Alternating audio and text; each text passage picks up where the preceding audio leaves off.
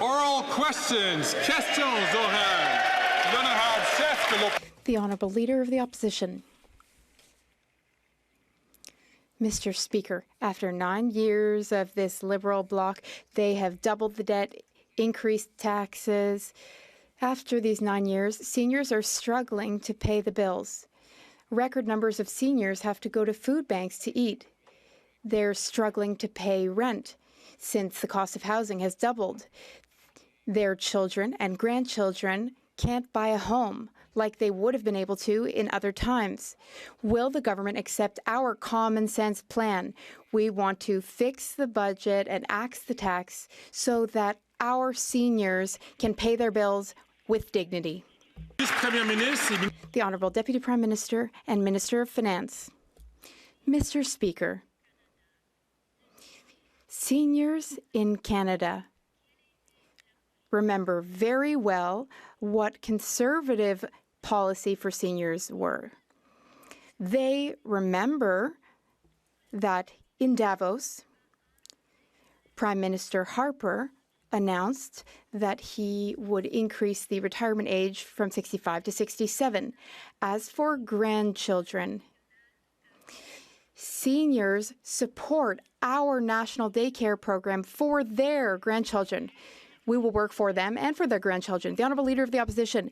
Mr. Speaker, the Bloc Québécois leader keeps picking fights and squabbling with the government of Quebec.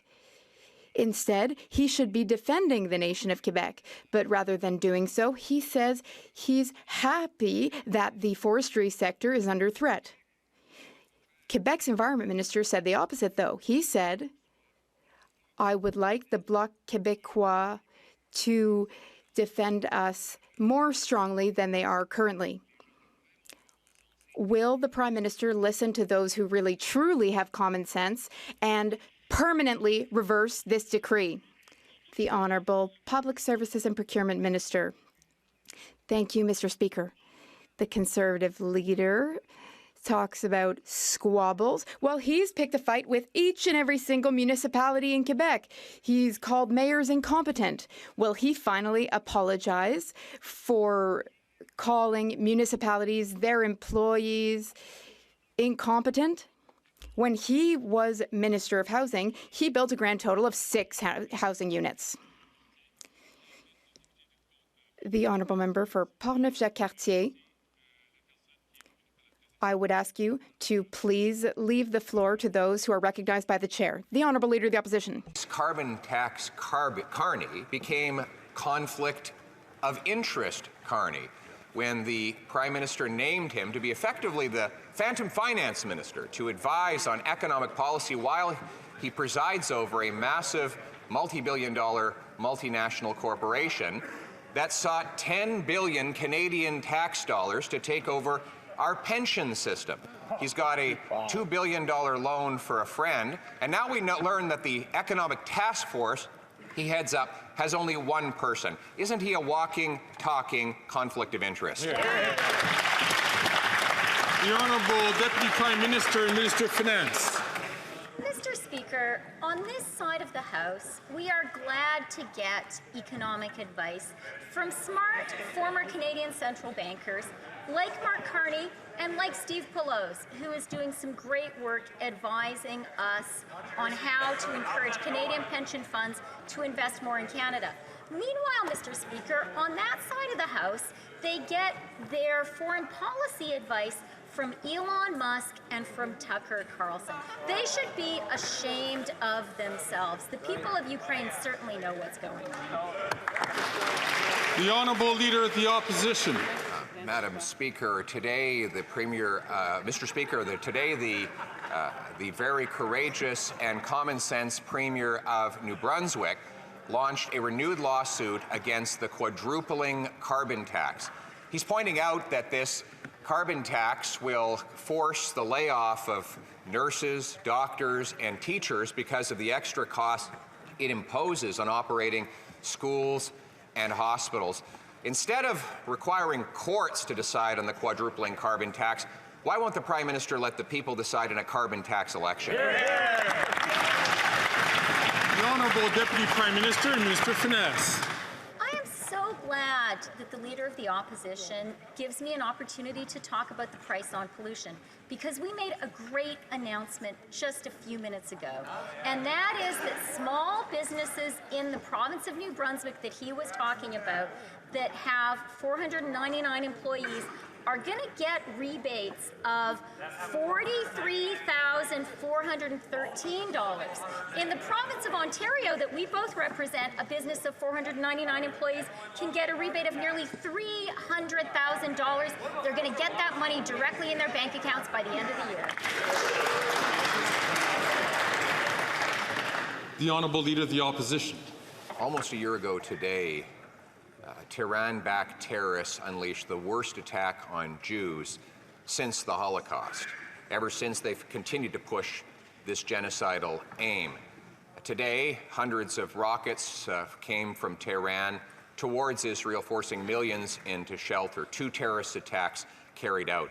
This Prime Minister has talked out of both sides of his mouth, saying one thing to one group, the opposite to another.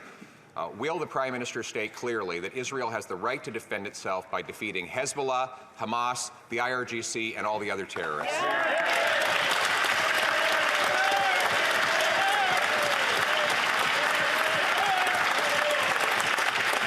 The Honourable Minister for Foreign Affairs. Mr. Speaker, we all seen the attacks by Iran against Israel today, and of course we condemn them unequivocally. These attacks from Iran will only serve to further escalate the region, and therefore that is why I've been in contact with my Israeli counterpart this morning, and I've been in contact with many G7 foreign ministers as well as Arab countries' foreign ministers. This is a very dangerous time for the Middle East, and we need to make sure that this war stops. Thank you.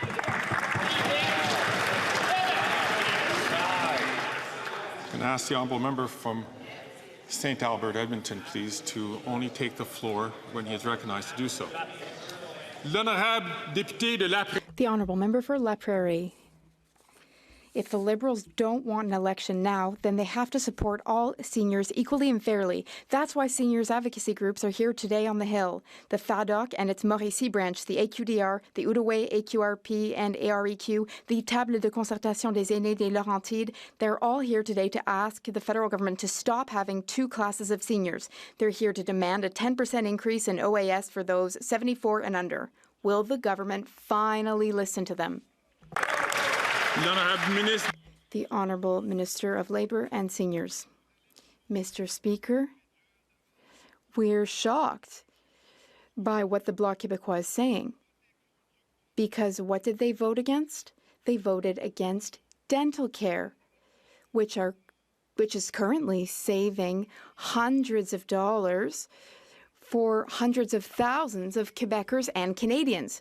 We're shocked that the Bloc Québécois voted against the guaranteed income supplement and its increase. The GIS helps the least well-off seniors, Mr. Speaker. The Bloc Québécois is so hypocritical, and we are shocked.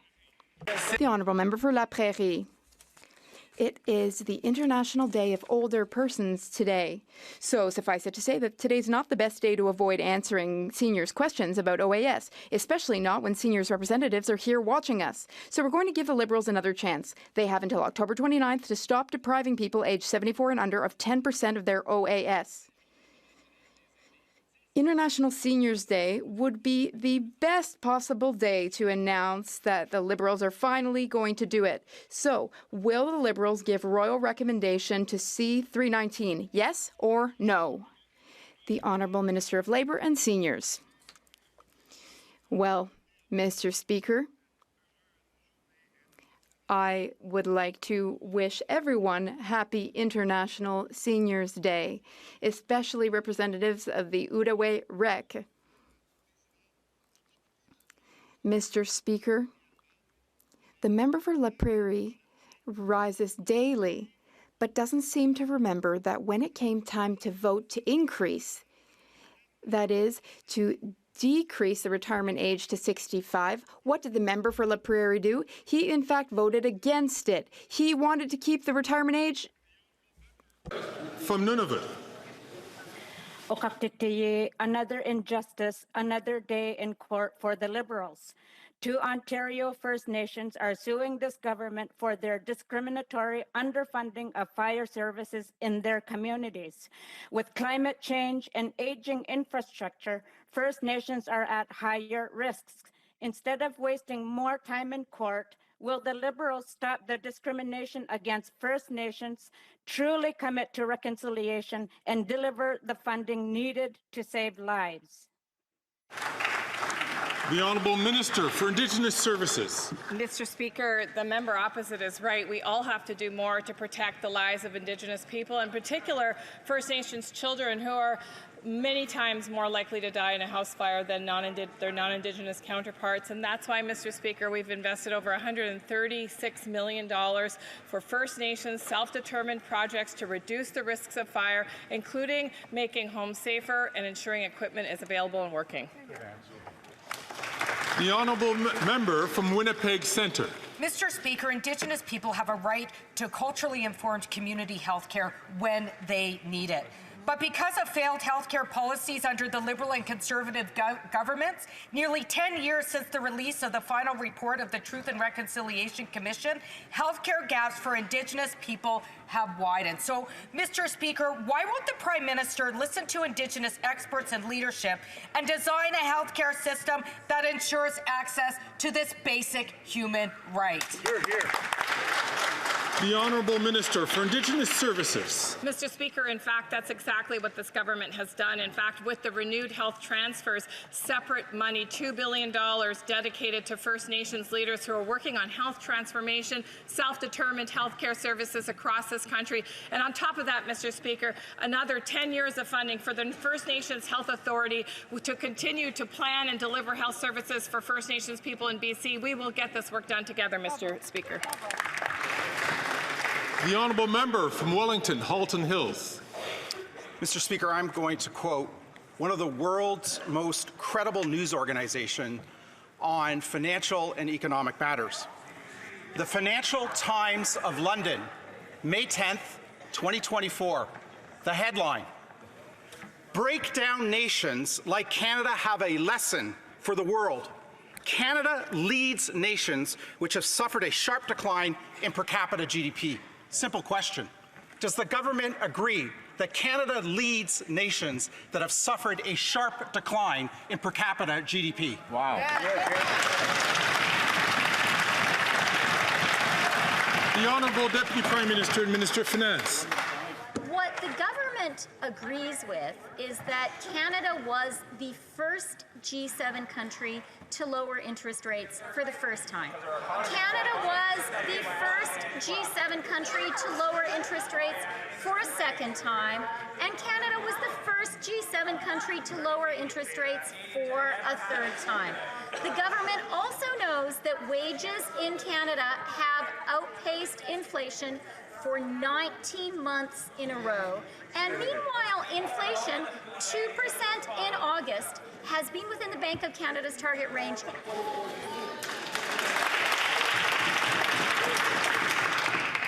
Again, I'm going to invite members, please, not to take the floor unless they're being invited to by the chair. The Honourable Member from Halton Hills, Wellington, Halton Hills. Mr. Speaker, the Bank of Canada has become the first central bank to cut rates because Canada has become the first leading economy to go through an economic contraction. Again, the Financial Times, for which the finance minister once worked, it said, quote, "Canada's per capita gross domestic product has been shrinking 0.4% a year since 2020, the worst rate for any developed economy in the top 50. Does the government agree that Canada's per capita GDP is shrinking at the worst rate of any of the top 50 economies? The Honourable Deputy Prime Minister and Minister of Finance. Mr. Speaker, our government knows that what matters to Canadians is inflation.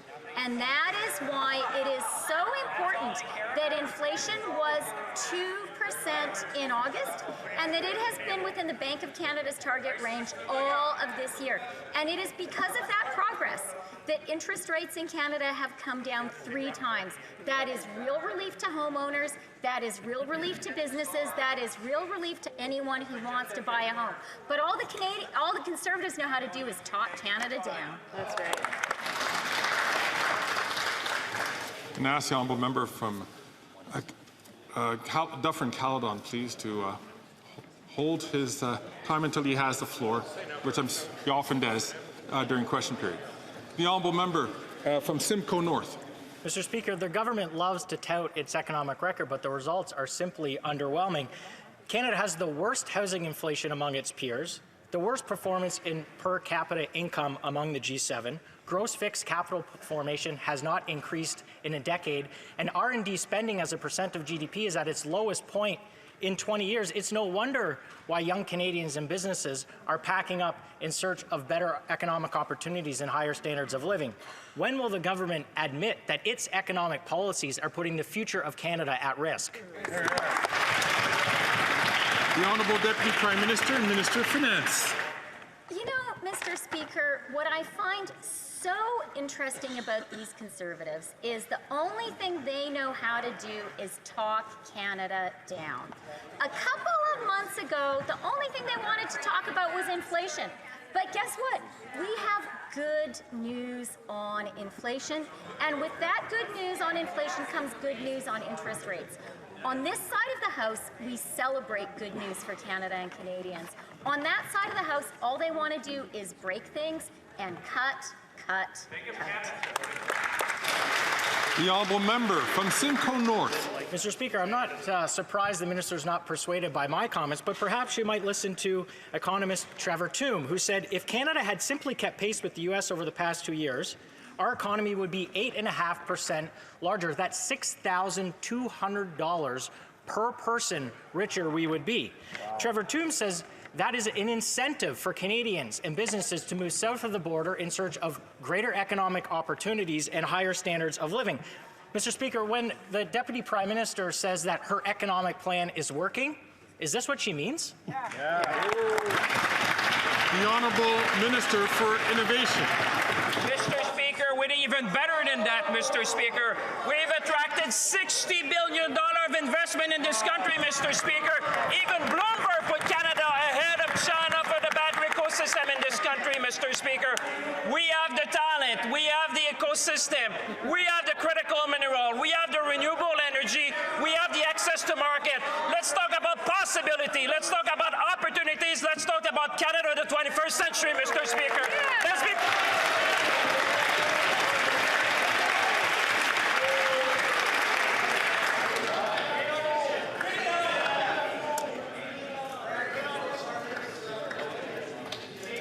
Colleagues, as we know, question period is of a limited time. I've been reminded that many times. I've allowed it to go on, but if we have to interrupt all the time, we might get to the point where we might need to end a question due to a little heckling. So I'll ask the honourable members to please not do so. The honourable member for Mégantic-L'Érable. Mr. Speaker, it is high time to put an end to this bloc-backed Liberal government's economic vandalism. Under this Prime Minister, Canada has recorded the worst per capita income growth, or GDP, than under any other Prime Minister since 1930. In fact, Canada has experienced the worst income growth in the G7 since 2015, down 2% in Canada and up 8% in the United States. This means lower standard of living for all Canadians, including seniors who no longer have enough money to pay their rent and bills. When will this Liberal bloc think of seniors and stop its economic vandalism? The Honourable Deputy Prime Minister and Minister of Finance. Mr. Speaker, I've noticed something very interesting coming from the Conservative side of this House. A few months ago, the only word in the Conservatives' vocabulary seemed to be inflation. But today, we have good news about inflation. In August, inflation was at 2%. And Mr. Speaker, all throughout this year, inflation has been in the Bank of Canada's target range. Mr. Speaker, that's good news for Canada and for Canadians. But all Conservatives seem to be interested in is the bad news. The Honourable Member for Mégantic-L'Érable. Well, let's talk about the target range, Mr. Speaker. Seniors, Canadians in general, they're no longer able to put food on the table. Why? Because the cost of housing has increased, the cost of food has increased, the cost of everything is up because of this Bloc-supported Liberal government and their decision-making. You know, seniors built Canada, and they lived in a Canada that rewarded those who worked hard. Why does the Bloc-backed Liberal Party want to continue to vandalize seniors' pensions by raising taxes again and again? J'invite l'honorable député de La Prairie. I ask the Honourable Member for La Prairie to not speak before being recognized. The Honourable Minister of Innovation, Science and Technology. Thank you, Mr. Speaker. Mr. Speaker, we do indeed respect seniors. That's why we've always been there for seniors. But seniors understand, Mr. Speaker, that we also need to invest in the future. Canadians know that. They understand it. That's why we are attracting generational investments. For instance, Moderna, which set up shop in Laval, or in Bécancour, another huge investment. We want to put Quebec at the forefront of the automobile industry of the 21st century. And people will say to us, thank you. And we thank our workers, and they can count on us to build the Canada of tomorrow and the Canada of the 21st century. Thank you, Mr. Speaker. The Honourable Member for Shefford.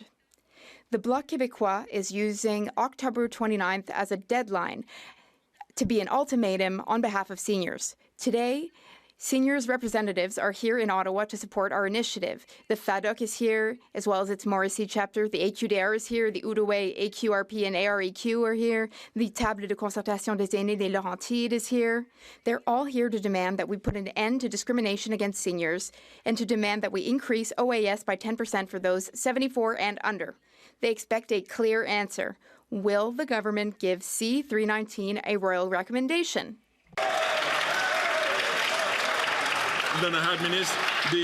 The Honourable Minister of Labour and Seniors. Mr. Speaker, I take great pleasure in calling out the Bloc Québécois for its hypocrisy. The member for Shefford, you know, there are 13,300 people in the riding of Shefford eligible for dental care. These people are saving hundreds upon hundreds of dollars thanks to dental care. But the member for Shefford, she voted against dental care for vulnerable seniors in Quebec. That's shameful, Mr. Speaker. The Honourable Member for Shefford. If what the minister is saying were enough, then the FADOC, the AQDR, and the ATDR and several other groups would not be in Ottawa today, and yet they are here today. They're here demanding a 10% increase in old age security for those 74 and under. All seniors deserve the same support as they're all facing the same rising cost of living. Everyone seems to understand that. Seniors do not deserve to be divided into two classes of citizens. It's high time that the Liberals put an end to their age-based discrimination. Will they give C-319 a royal recommendation? The Honourable Minister of Seniors and Labour. Mr. Speaker, no party in this House has done as much for seniors in Canada and in Quebec as the Liberal Party of Canada. Despite the opposition of the Conservative Party, the opposition of the Bloc Québécois, because they voted against dental care. They voted against the guaranteed income supplement. They voted against additional housing for vulnerable seniors. But dental care, Mr. Speaker, the Bloc Québécois voted against all of that I just lifted. Now they're accusing us of not supporting seniors. The Bloc Québécois should apologize to seniors and to us.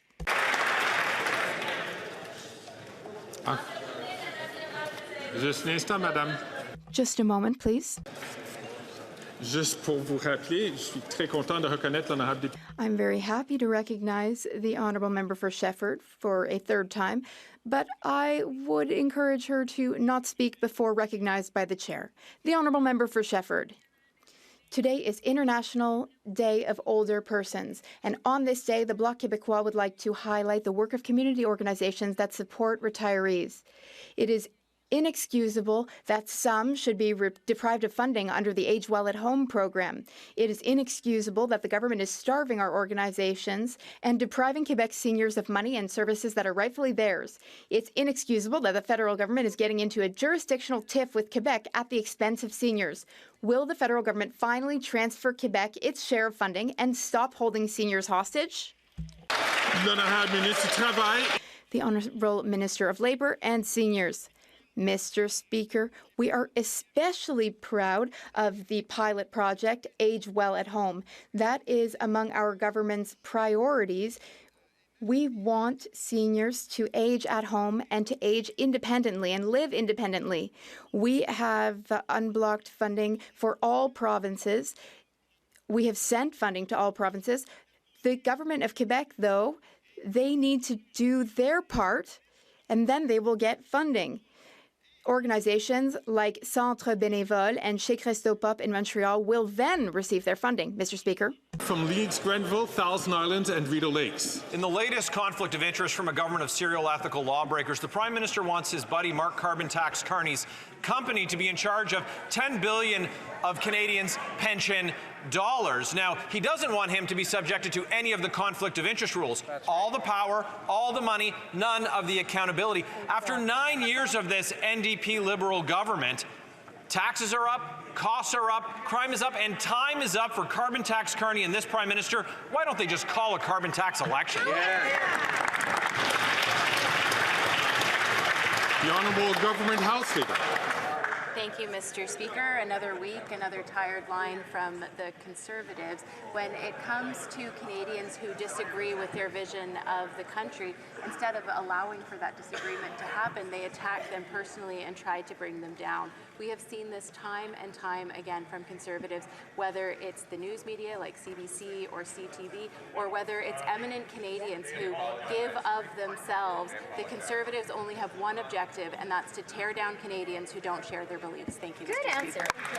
The Honourable Member for Leeds, Grenville, Thousand Islands, and Rideau Lakes. It's no surprise that that member wants to deflect from her Prime Minister, who was twice found guilty of breaking ethics laws himself, and that's why he's trying to protect his buddy Carbon Tax Carney from the ethical rules that would, of course, call into question this $10 billion of Canadians' pensions that they want to let him get his hands on in exchange for what? Advice that he's going to give them from Bay Street that everyone on Main Street can just eat cake when they can't afford any more of his rising carbon tax. It's been 9 years of their failed NDP Liberal policies. Canadians are out of money. They're out of time. When can we have an election?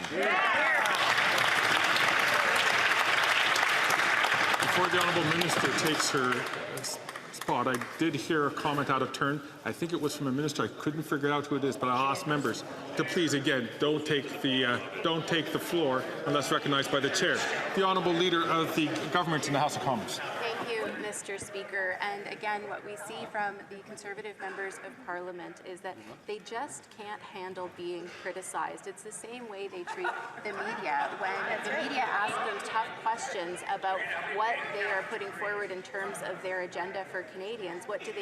They attack them. This is what they do with the media. This is what they do with eminent Canadians. This is what they do with any Canadian who doesn't share the vision for Canada. Mr. Speaker, we should be talking up Canada. We should be talking up Canadians instead of talking them down like the Conservatives. Yeah, good answer. The Honourable Member from Calgary Nose Hill. Mr. Speaker, first the Liberals announced that Mark Carney, the chair of Brookfield, a trillion-dollar corporation whose interests span the entire federal government, would be setting Canada's economic policy.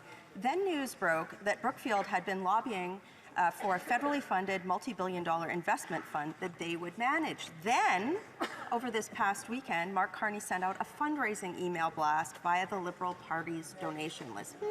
Interesting. Did the Liberals or Brookfield clear any of this with the lobbying commissioner? The Honourable Leader of the Government in the House of Commons. Again, Mr. Speaker, what we see from the Conservatives is when there are Canadians that don't share their vision of Canada, they talk them down. They try. Invite the Honourable Minister to start again, but I'm going to ask members, please, again, do not take the floor until they're recognized by the Chair. The Honourable Leader of the Government from the House of Commons from the top. Thank you, Mr. Speaker. It's okay. I understand this response makes them uncomfortable because they know it's true, Mr. Speaker. Right. But when it comes to Canadians who don't share their vision of Canada, what do Conservative members of Parliament do? They talk them down. They try to bring them down. They don't like having people push against their agenda. They don't like it when they're asked tough questions, or when smart, intelligent people don't share their vision of Canada, they try to take them down instead of having that debate. Thank you, That's Mr. right. Speaker. Good answer. The Honourable Member from Calgary Nose Hill. Grifols, a big pharma company, recently gained approval from Canadian Blood Services, which is regulated by the Liberal government, to acquire Canadian plasma resources, a critical source of blood products for Canadians. But this summer, reports said that under this contract, Canadian blood plasma products could be sold abroad for profit by Grifols, something that could jeopardize supply in Canada. Guess which company has been in takeover talks with Grifols this whole time? Brookfield. Is that why the Liberals didn't clear Carney with the lobbying commissioner? The Honourable Minister of Health. Mr. Speaker, Canada is known everywhere in the world as being absolutely one of the best jurisdictions to manage blood supply, and that is something that we are absolutely committed to continuing. I think that casting aspersions and trying to manufacture things is something we're used to on the other side, but that reputation that we've won hard-earned to make sure that when Canadians need blood that it's there for them and it's there for them safely is something that we're going to continue unabated to be committed to. I'm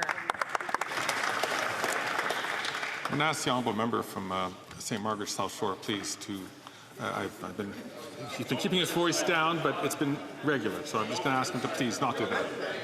The Honourable Member from Ladysmith, Nanaimo, Ladysmith. Mr. Speaker, residential school survivors and their families deserve answers. We know that truth comes before healing.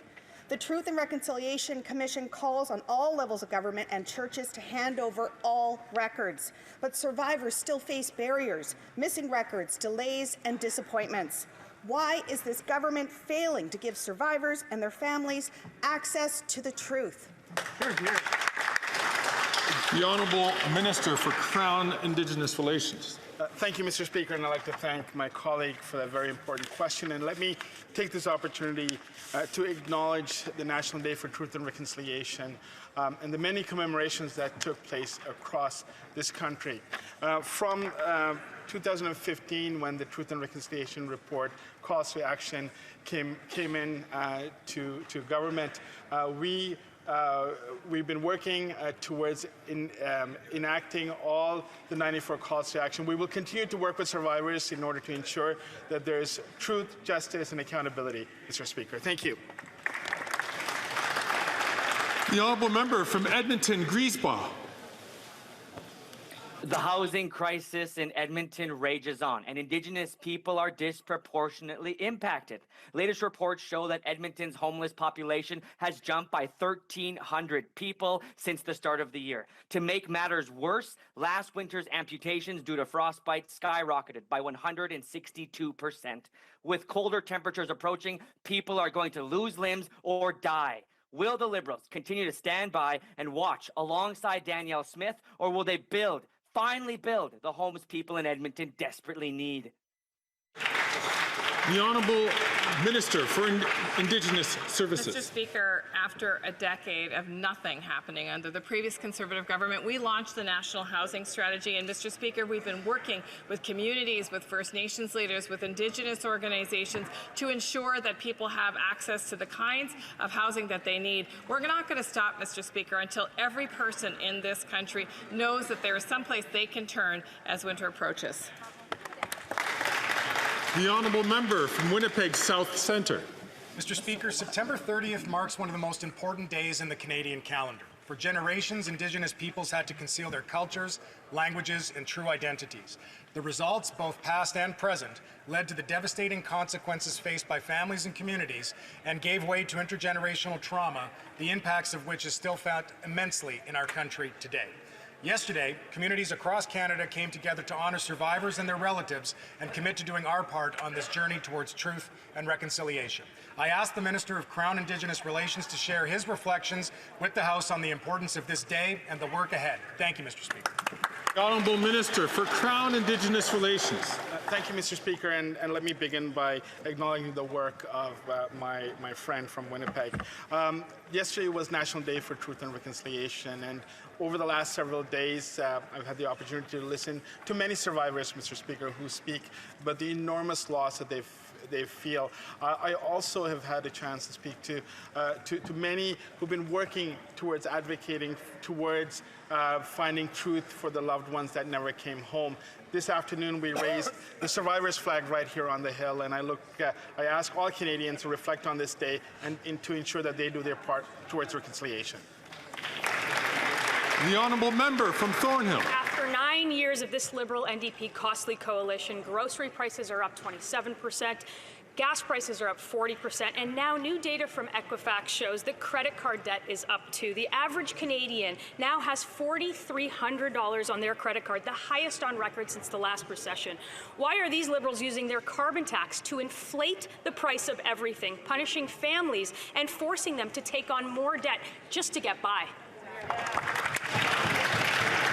The Honourable Deputy Prime Minister and Minister of Finance. Mr. Speaker, I am really glad to have the chance to talk about our carbon rebates and our policies on credit cards, because today we announced that later this month, thanks to our government's negotiations with credit card companies, the fees that small businesses have to pay are going down. That is good news for small businesses across the country. And you know what else is good news? Small businesses are going to get big carbon rebates. That member of Parliament, like me as an Ontario MP, an Ontario business with 10 employees is going to be getting The Honourable Member from Thornhill. Speaker, this might be the only person left in the world that thinks paying more tax makes you richer and somehow stops climate change. The carbon tax isn't about the environment, and it's certainly not about affordability. It's about getting more money for her spending addiction. Even Catherine McKenna admits that their plan was always to spend your money. It's clear that they've run out of money. They're going to raise the tax over and over again to 61 cents a litre as 2 million people use a food bank. How many more people will face poverty before they reverse course? The Honourable Minister of the Environment and Climate Change. Thank you very much, Mr. Speaker. I will give them a number: 69 million cars in avoided pollution. That's our number, Mr. Speaker. That's my number. That's our number on this side of the House. If we listened to them, we would do nothing to fight climate change. Pollution would be even worse. Emissions would be 41% higher than what we've been doing. We're working to fight climate change. We're working to support Canadians to create the economy of the 21st century. They have nothing to offer, Mr. Speaker. The Honourable Member from Foothills. The NDP Liberals are desperately trying to convince Canadians that they're better off paying a higher and higher carbon tax. But the truth hurts. It appears that food inflation isn't a global issue, it's an NDP Liberal issue. Right. According to the food professor, because of the carbon tax, wholesale food prices in Canada are up 34% in every single category. And wholesale food prices in Canada are 37% higher than they are in the United States. Again, because of the carbon tax. Exactly. Will the Prime Minister just admit he was wrong about his carbon tax and call a carbon tax election? Let's go. The Honourable Minister for the Environment and Climate Change. Mr. Speaker, it seems that Conservatives are now starting to listen to economists, and they quoted Trevor Toombs. Well, let's say what Trevor Toombs has to say about carbon pricing and price on food, Mr. Speaker. And I quote, "While concern around affordability is clearly warranted, climate policies are not a significant driver of the rising cost of living, nor will removing policies such as carbon pricing materially improve the situation." Thank you, Mr. Speaker. The Honourable from Foothills. The NDP Liberals just can't handle the truth. And the truth is Canadians are being forced to food banks in record numbers. And even the Liberal member from Winnipeg North said when you attribute the increase in food prices of 34% to the carbon tax, that's absurd.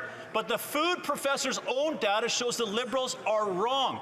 What is absurd is increasing a carbon tax when 9 million Canadians don't know when their next meal is coming from.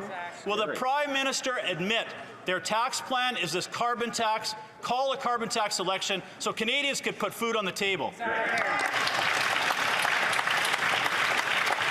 The Honourable Minister of Agriculture and Agri-Food. Thank you very much, Mr. Speaker. And being a farmer myself, I know what it's like for farmers to be on the front line of climate change. Our farmers face devastating storms like Hurricane Fiona, which tore down barns, killed cattle. We have floods, fires right across the country. This is the reason, one of the reasons why food prices are so high. We put a price on pollution that works, Mr. Speaker. And also, my honourable colleague, in his riding, his average farmer will receive $1,800 a year in carbon rebate. I know the Conservative Party...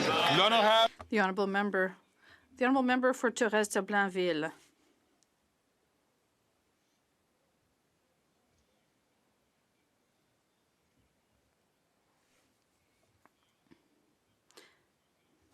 who had just had 2 questions can have more questions if they could work that out with the leadership, but not at this time. But I'll be happy to recognize the honourable member when he stands up on his feet when it is time for the people from his political formation to get a question. À l'ordre. Order.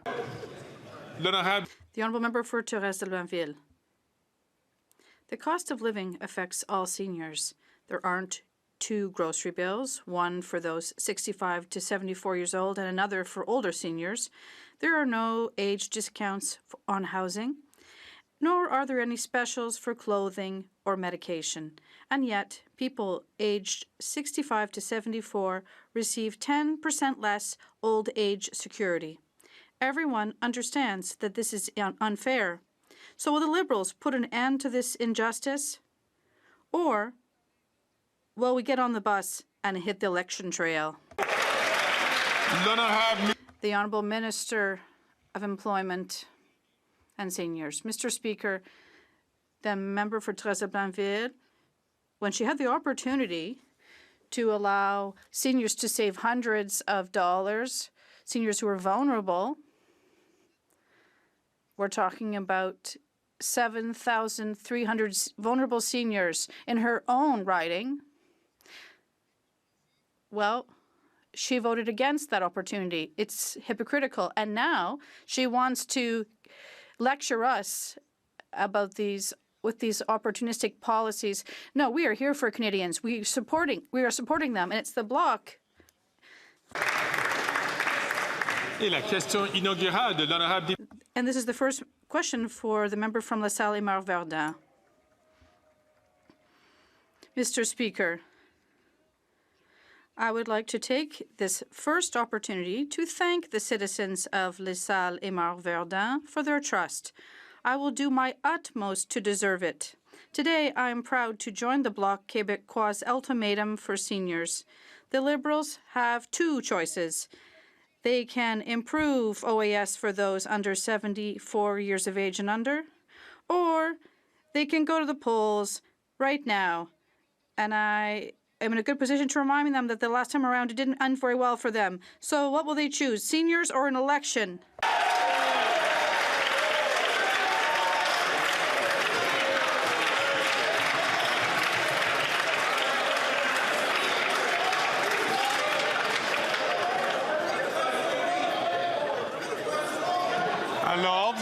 Order, please. J'invite. For the second time today, I would ask the member for Portneuf-Jacques-Cartier, please to not speak when someone else is. The Honourable Minister of Employment and Seniors. Mr. Speaker, I would like to welcome that member to this chamber and I'd like to reassure him that I heard him very well, even though he was very far from power that as he will be throughout his stay here. But Mr. Speaker, our government spends more on OAS to protect seniors than other previous governments have. And for my colleague, 71 seniors, the seniors receive more thanks to the Liberal government. Member from Fundy Royal. Mr. Speaker, after 9 years of this NDP Liberal government, taxes are up, costs are up, crime is up, and time is up. This government is forcing families to pay more for gas, for groceries, for home heating, at a time when they can least afford it. Now the province of New Brunswick is taking the Liberals to court to hold them accountable for the money their carbon tax is making off the backs of everyday Canadians. Will this government listen to Canadians, scrap their carbon tax, or will they finally let Canadians choose in a carbon tax election? The Honourable Minister for the Environment and Climate Change. Thank you, Mr. Speaker. Perhaps the member opposite can remind the Premier of New Brunswick and some of his members of his own bench that they asked Premier Higgs to go with the federal system because people get more money back, and that's exactly what the Premier did. The Premier of New Brunswick decided to go for the federal system because more people in New Brunswick get more money back than what they pay in carbon pricing, Mr. Speaker. The Honourable Member from Fundy Royal. Mr. Speaker, we know the Liberals would rather talk about anything else than talk about the fact that their 61-cent per litre carbon tax will mean that Canadians will have amongst the highest fuel prices in the world. Even the Parliamentary Budget Officer has confirmed that the Liberals' carbon tax costs Canadians more than they get back. Canadians have no confidence in this Prime Minister or in his costly carbon tax. When will the Liberal government get out of the way so Conservatives can finally axe the tax? The Honourable Minister for Natural Resources and Energy. Thank you, Mr. Speaker. It is very clear that the vast majority of Canadian families get more money back than they pay. That has been validated by 300 economists, very much, including Trevor Toombs, who they like to quote these days as an economist of record. But I would say not having a climate plan and not having an economic plan for the future will have dire implications for the people who live in Atlantic Canada. These folks oppose the Atlantic Accords, the work that's being done to actually launch an offshore wind and a hydrogen industry to ensure that we are creating good jobs and economic opportunities in Atlantic Canada. They have no plan for climate. They have no plan for the economy.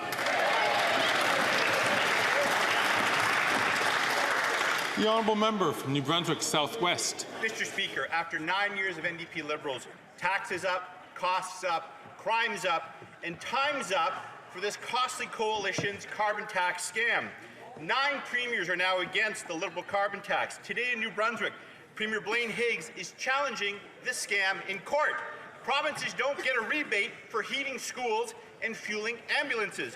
Carbon taxes are not revenue neutral when provinces and municipalities end up paying more for essential services. When will the Green Liberal NDP coalition axe the tax or keep making health care and education more expensive? The Honourable Minister of the Environment and Climate Change. Mr. Speaker, perhaps the member opposite doesn't remember that he himself asked Premier Higgs to go with the federal system so that more people in New Brunswick would get more money back than what they pay in carbon pricing. Perhaps he forgot that he made himself that request to his Premier, Mr. Speaker.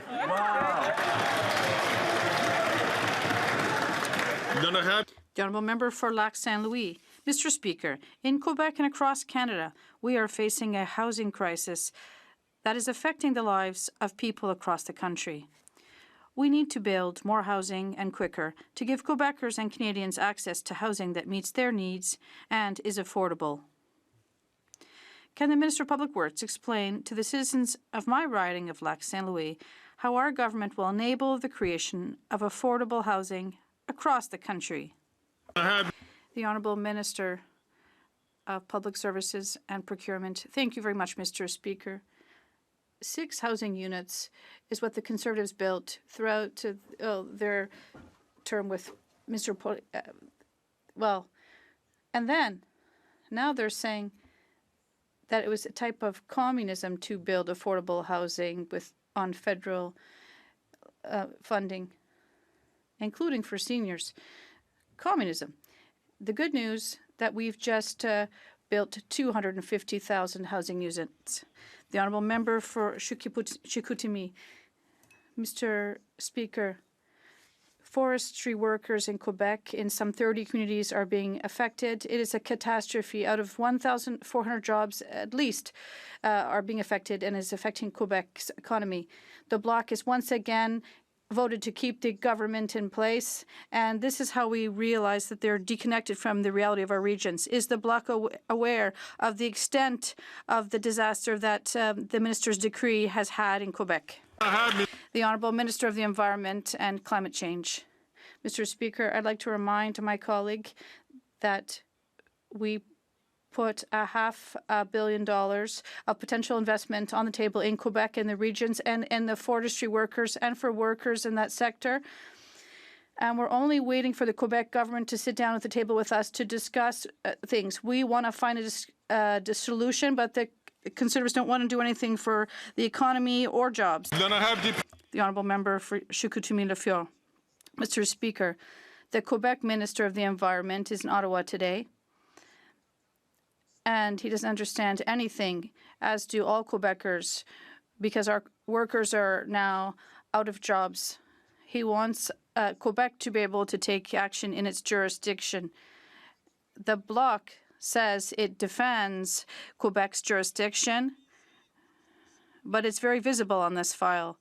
Can the government finally understand that this decree is a catastrophe we could have foreseen? The Honourable Minister of the Environment and Climate Change. Mr. Speaker, I'd like to remind once again my colleague that at the end of 2022, we signed a joint letter with the federal government, well, between the federal government and the Quebec government, asking Quebec to present a plan for the reestablishment of the woodland caribou. But now it's 2024 and we're still waiting for this plan. All we're asking is for Quebec to do what it committed to do, and we're ready to work with them to find solutions. The honourable member for Charlebourg-Saint-Charles. Mr. Speaker, like the Prime Minister, the Bloc leader likes to entertain us with imaginary tales to try to justify his relevance in Ottawa. He sells himself as the hero who puts the brakes on the moratorium on logging in Abitibi, Côte-Nord, and Lac-Saint-Jean regions. But the reality is that Quebec's Minister of the Environment, Benoit Charette, is that the Liberal Prime Minister and his Minister of the Environment literally want to shut down this economic engine of Quebec's regions without even visiting them. Once again, will Canada's Environment Minister put a definitive stop to this radical decree? The Honourable Minister of the Environment and Climate Change. Mr. Speaker, experts, ecologists, forestry workers, and First Nations all say that the future of the forestry industry in Quebec and in our country depends on the health of our forests and also on the health of the caribou. You can't have one without the other. The only people who don't understand that here is the Conservative Party. The honourable member from St. John's East. Mr. Speaker, today is National Seniors Day, a day to celebrate and thank seniors across the country. Our government knows the importance of promoting the health and well-being of seniors, and that is why we make investments towards programs and services for them. Can the Minister of Health update Canadians on what we are doing to protect and support the health of seniors across this country? Good question. The Honourable Minister of Health. Well, thank you very much, Mr. Speaker, and I want to thank the member for St. John's East for her tireless advocacy and really championing the health of seniors in this country. You know, I look at just Newfoundland and Labrador, one of 13 agreements signed in every jurisdiction in the country on aging with dignity, helping seniors to age at home and improve our long-term care facilities. And critically, Mr. Speaker, those agreements include for the first time common indicators so we can see that progress in data and see how provinces are doing. Obviously, the work to ensure hundreds of thousands of seniors get dental care, as well as what we're doing in pharmacare, Mr. Speaker. The honourable member from Courtenay, Alberni. Mr. Speaker, the Nuu-Chah-Nulth Tribal Council has declared a state of emergency in every single one of their 14 nations territories.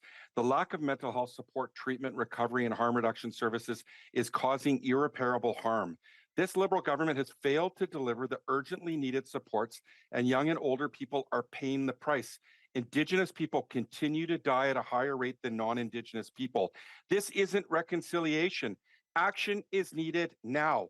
When will the Liberals stop with the empty words and deliver the urgent funding that the Nuu-Chah-Nulth people need to save lives? The Honourable Minister for Indigenous Services. Mr. Speaker, that's exactly the path that our government has been on, working hand in hand with First Nations and with Indigenous leaders to ensure that programs and services that are delivered by First Nations and Indigenous people are available to their members so that people can heal from the trauma of colonization, Mr. Speaker, something that just yesterday our government stood up with many survivors across the country to acknowledge. This has deep impacts on communities, and we'll continue this hard work together. The honourable member from Churchill, Kiwatanaski. Mr. Speaker, Liberals spent yesterday professing support for First Nations, the same First Nations the government is currently fighting in court over something as basic as clean drinking water. Canada's lawyers are saying that, quote, Canada doesn't know any legal obligations or duties to operate First Nations water systems. They even say that when ministers make promises, it's just, quote, context specific and can be ignored. This is the Liberal approach to reconciliation. Promise clean drinking water to First Nations and then direct your lawyers to fight First Nations in court on clean drinking water. Will the Liberals cut the hypocrisy, stop fighting Shamattawa and other First Nations in court, and deliver clean drinking water once and for all?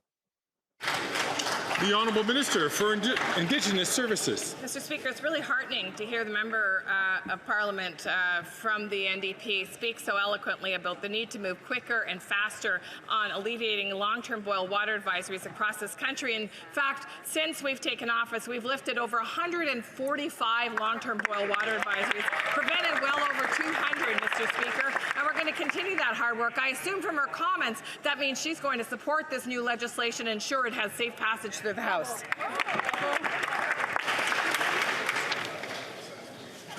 I'd like to thank honourable members for carrying themselves out largely without issue today. It being the honourable member from Caribou Thompson, Kamloops Thompson.